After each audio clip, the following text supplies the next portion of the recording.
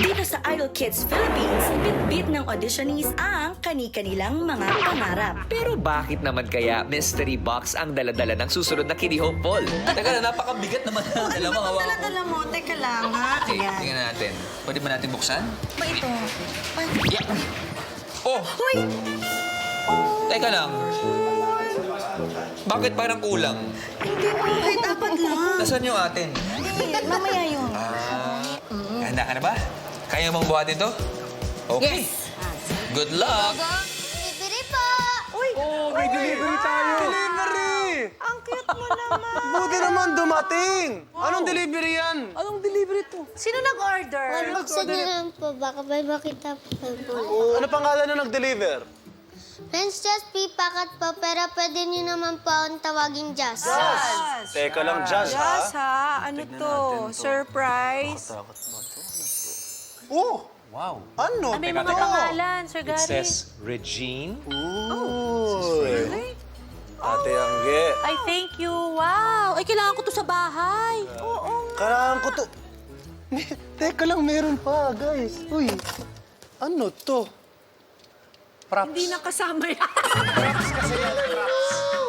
Oo! Kasi sinabi mo ba? Ah, sa'yo na pala yung box. Akala ko meron pang loob yung box sa loob. Thank you, Jazz. Ano to? Kayo ba yung gumagawa Saan nito? po? Opo. Maganda yung pagkakatahe, Miss Reg, ha? Fairness.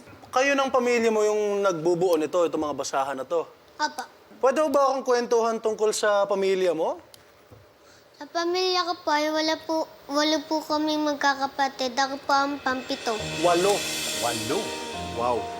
Tsaka po may munti po kaming hanap buhay tayo ng basahan bilog. Nagbebenta ako ng basahan sa palengke. Ay, ikaw nagbibenta. Paano mo sinasabi? Bili kayo, ganun. Paano? Ano lang po, nagtatanong po kami sa mga tindahan kung bibili po sila ng basahan. Parang ikaw yung magsusupply doon sa tindahan. Pag wala si papa niya, sabihin niya na, Mama, ako na lang mag-deliver doon kay nanay sa palengke. Tapos, pag sinabi ko, Nak, puno pa daw si nanay, marami pa daw siya basahan, ilalako ko sa palengke. Ayun, may mga customer siya sa palengke. Ate, bili mo kayo basahan. Anong gusto mong maging paglaki mo? Ano pa, maging piloto po, tsaka artista. O kung artista ka, teka, may naisip ako na gagawin mo. Kasi, alam mo ba yung dito ka ha? Yung movie na Karate Kid, alam mo yon? Opo. Meron kasing eksena ron, ginaganon niya yung wax on, wax off. Okay? Sasabayan din kita sa ganyan. Oh my God. Ako kunyari si Mr. Miyagi. Okay? So, ano una? Gaganon muna tayo. Gawa na ng basahan. Ang galing mo. Alam mo, nabasa mo yung utak ko. Di ba meron siya doon yung parang gumaganyan? O, so, kunyari, artista ka na. Ito na yung bahay niyo, kunyari. Ang laki-laki na ng bahay niyo. Tapos, ayan, lights, camera, action! Oh. Pero teka lang, may gusto kong tanong.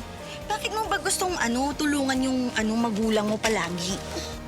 Sumali po ako sa Idol Kids kasi pag umuulan, lagi binaba yung bahay namin.